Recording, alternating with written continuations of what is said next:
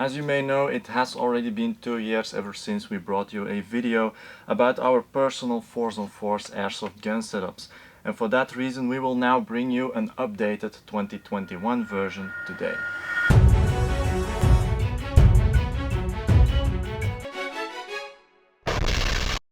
Before we jump into these setups, make sure to subscribe and hit the bell button to this channel to keep notified of our upcoming newest videos. Also make sure to visit shop.reekemroddles.com to get your quality tactical equipment. Ever since our last video, a lot has changed in these setups, but also in the way how we utilize them. And that is all thanks to the fact that we had training in the meantime. Now, what do we use these for? Well, first it is for tactical courses in countries where shooting lead is very limited, and we do this with our tactical instructors, of course. Then secondly, we also have airsoft events where we actually apply these Force on Force techniques, and thirdly is dry fire drills we can do at home. So the main priority with these things for us is realism. They have to represent a firearm as much as possible, and this is mainly because of the things that we do with our company or intend to do in the future as well. In fact, using these airsoft platforms for the last couple of years has actually led us towards a level where we are confident enough in order to do firearm trainings as soon as that is possible again. Let's first have a look at the guns themselves when it comes to these setups, and let's begin with the primary first. So as you may know, a few years back we used to run a Tokyo Marui Next Gen Recoil Shock, which is an AEG or an electric system, and these were pretty realistic systems for them just being AEGs.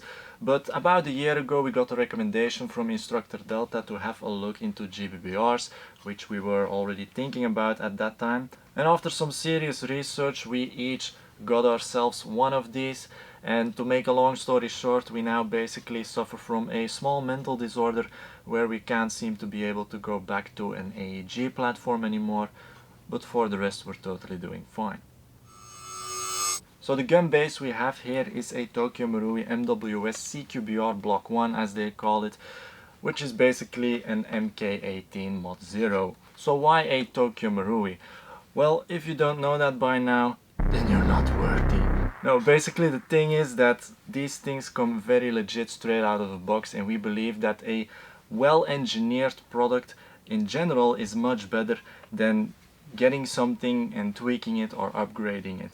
And we personally actually don't do anything about these things until something breaks.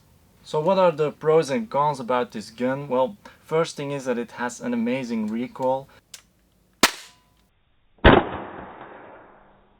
Instructor Delta even compared it to a 5.56 M4 firearm, and they are very similar when it comes to recoil. Also the build quality is really great, and the Cerakote on the receiver holds really well. Now the downside of this system is that it is pretty hard to get, and aside the gun itself, the magazines are even more rarer than that. In fact, I even got my magazines before I got the gun because they are so difficult to get a hold on. Furthermore, these magazines does have a tendency to jam sometimes.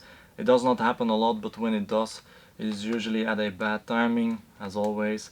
It is easy fixable, but that is pretty much it about this gun, so let's have a look at our secondary. As for our secondary, we have the Cybergun Evan S9, which is a licensed airsoft gun by Evan Herstal. Now, why did we choose Cybergun? Well, the thing is, we used to run a Tokyo Marui as well, which was the P226, and those were fully plastic pistols because of the laws in Japan. Now, the problem with those was that once we used these in our training sessions or our courses, they actually had a lot of problems with cooldown, and also the fact that they are not very realistic as them having a plastic slide. So we basically looked for something for a while with a metal slide, and these came out on top while being something of our taste, because yes, that is also important. So the pros and cons about this pistol, first being it has a pretty good kick to it for it being an airsoft pistol. It has a good weight to it as well. The cooldown is pretty slow, which is definitely useful for those training courses. It is ambidextrous, so it can be utilized by lefties and righties. And aside that, the magazines have an integrated base plate, which is definitely useful for if you happen to drop them with those speed reloads or whatever, so they can take a blow. And at last, probably the nicest feature about this pistol is that you are able to do chamber checks with it for those dry fire exercises. Just so you know, both these guns are stock guns and they have been running great thus far. Due to these being gas systems, we know that there are quite a lot of myths going around them. One being, for example, they need a lot of maintenance. Well, in our experience, for them being used for a year already, that is not really true. We actually only needed to maintain them once in a while, just like with any other gun. Another one of those myths is them being poor performers in cold conditions. Well, we have already been using these at 0 degrees Celsius, and we can say that they perform just equally as they do otherwise.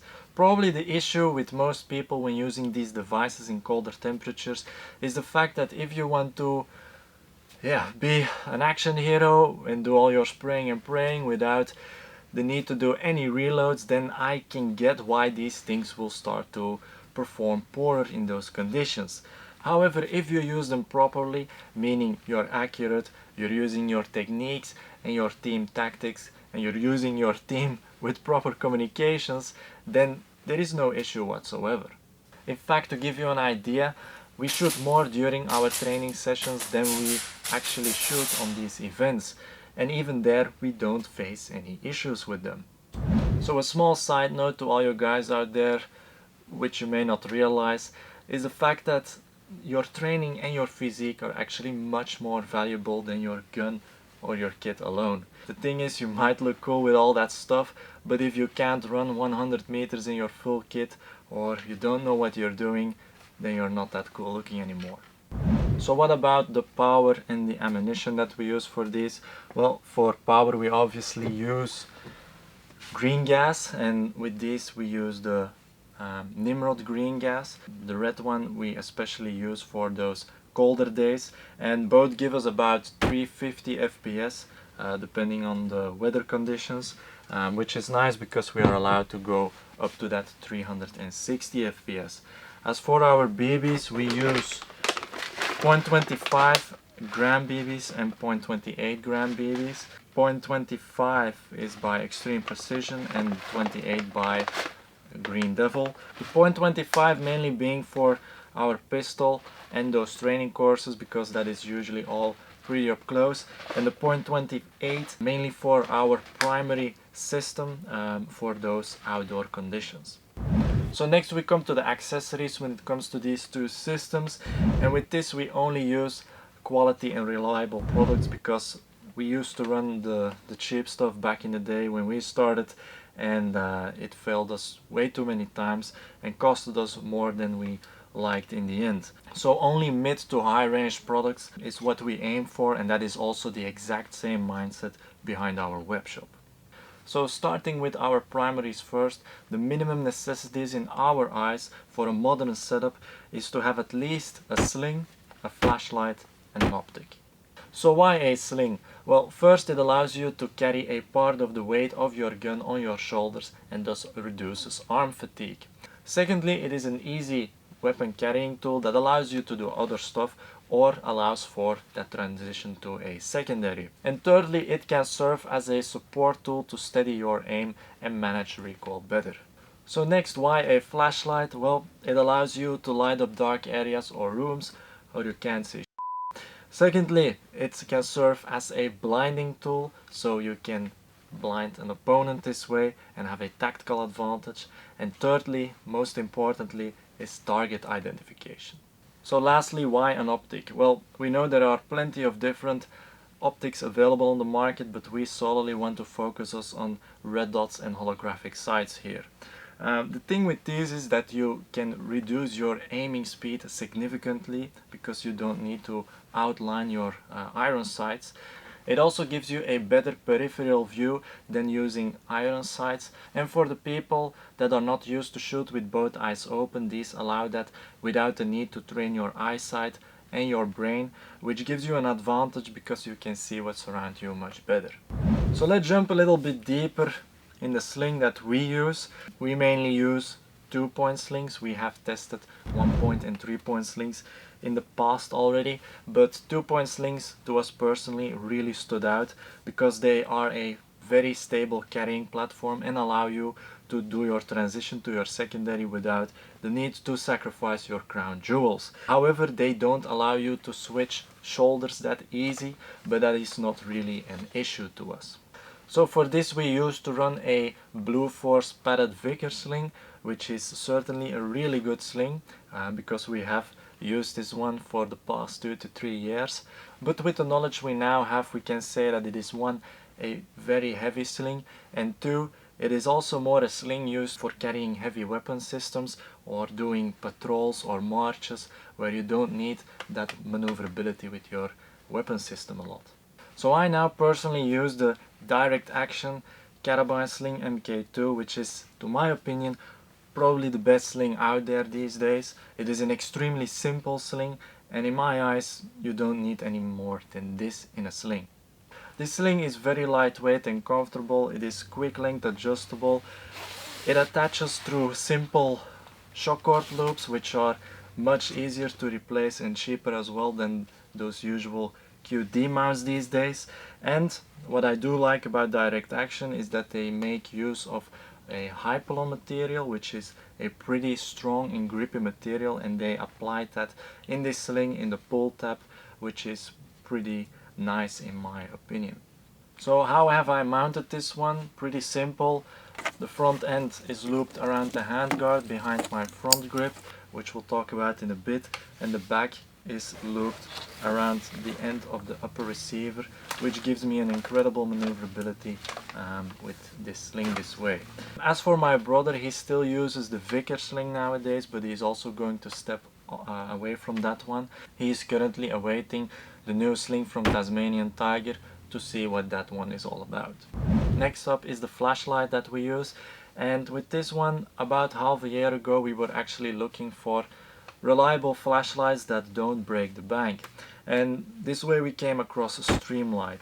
Now, fun fact, when looking for these, we actually got the opportunity to become a retailer ourselves, and that is exactly what happened. So if you look for Streamlight products, you can find them on our shop.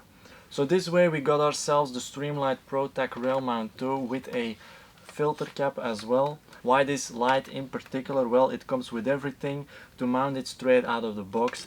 It fits on 1913 rails and can be mounted without any tools. It is lightweight, pretty compact, at least water resistant, impact resistant as well, and its candela and lumen output are pretty impressive as well. Because yes guys, lumen isn't the only thing you should consider when it comes to getting a flashlight for your weapon. Candela is equally as important. A high lumen amount can blind you and the guys next to you, and I can know that because I have already experienced this myself. So if you want to look for some tips on which flashlight you should pick for your personal needs, then go have a look at our other video about choosing weapon mounted lights. We'll put the link in the description below. So how have we mounted these? Well, pretty simple. As much as possible to the front on the right side of the hand guard, so it doesn't interfere with our hand when using it, and on top we have the pressure pad mounted so we can easily use it with our thumb. So how have we programmed these? One click is the low lumen output, which is 60 lumen. 2 clicks gives us a high lumen output, which is 625 lumen. So why do we do it like this? Well, with those 60 lumen output we can see enough to do our clearing while maintaining as unnoticed as possible. And once we have to go all in, it just double click and we have our high output. So why did we opt for a filter cap as well?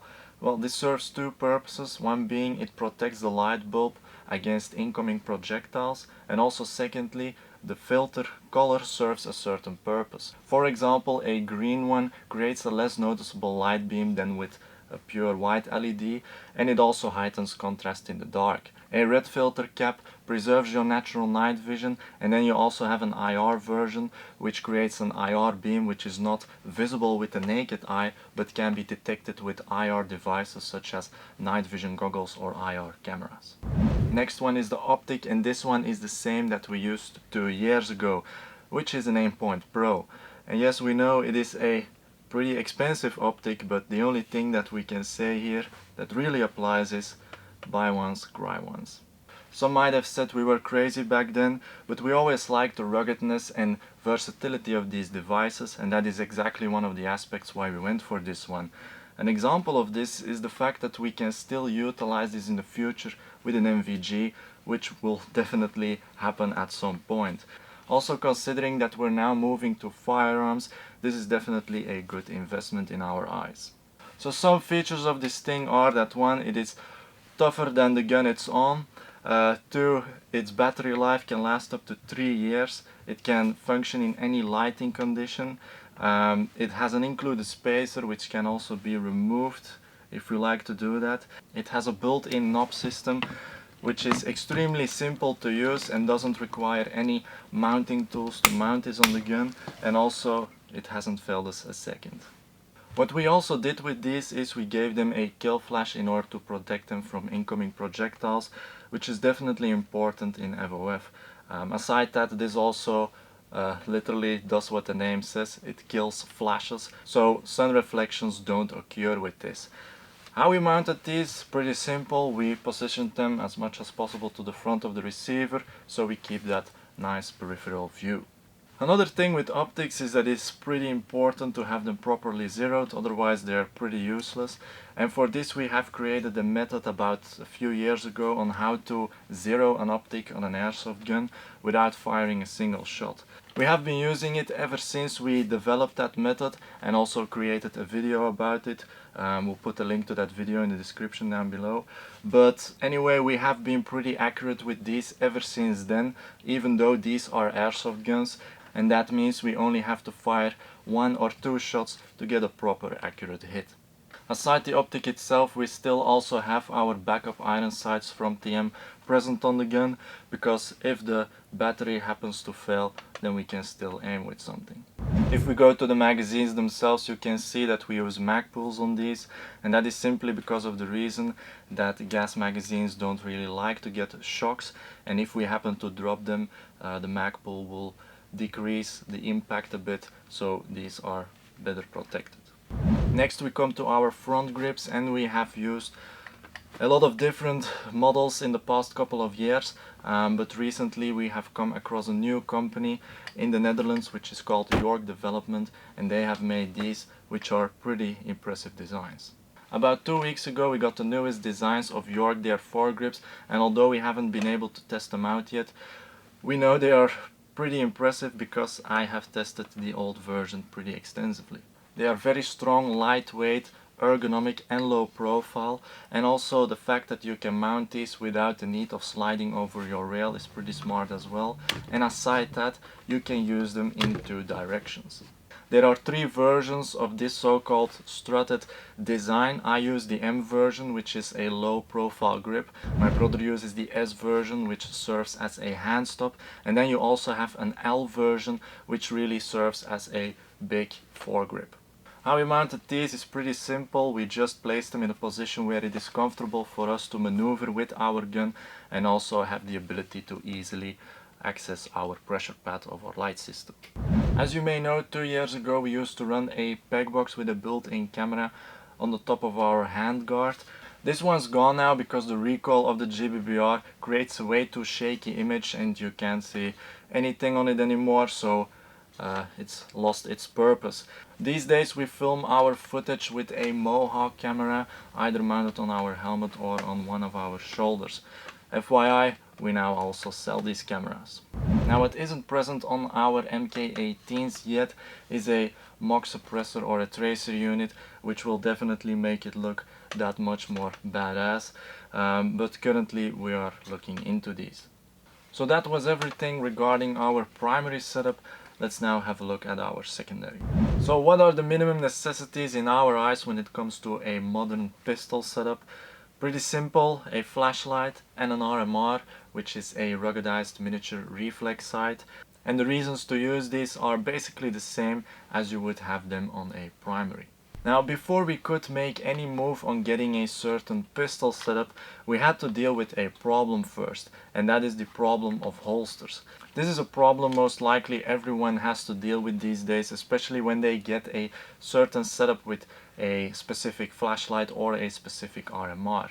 We went looking for a solution and found a company in France that makes custom Kydex holsters for many different possibilities, and the company is called TRB Holsters, which we, by the way, also offer through our webshop. So as an example, this is my personal holster from TRB Holsters. It has a thickness of 2 mm, which is, according to their experience, the best thickness to offer a lightweight holster with a good retention and also deform enough to prevent breakage as much as possible.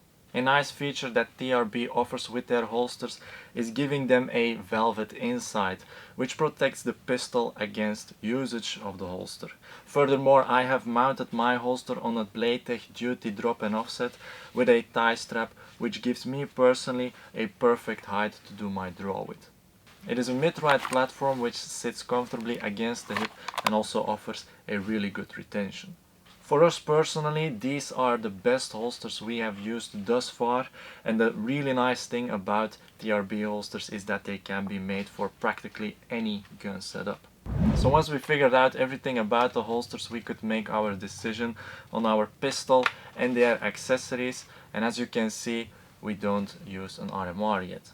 But what we do have on our pistol is a flashlight, which is in our opinion the most important of the two accessories for what we do. In particular, we use the Streamlight TLR7A Flex, which fits perfectly on the compact size of this gun. So the features of this flashlight are that it has an output of 500 lumen and 5000 candela. It is extremely lightweight, only weighing 33 grams. It also has a strobe function and can be used in an ambidextrous way, just like the pistol, so both for lefties and righties. The flashlight is also water and shockproof. It can be mounted on nearly any type of pistol, and it comes with an interchangeable low and high rear switch, which are very easy to utilize, and also it has served us really well thus far. So having said that, we basically covered everything we wanted to share about our personal airsoft and FOF gun setups. If you learned something out of this, make sure to leave a like. Thank you for watching, and you'll see us next week. And they were fully plastic pistols because of the laws in Japan.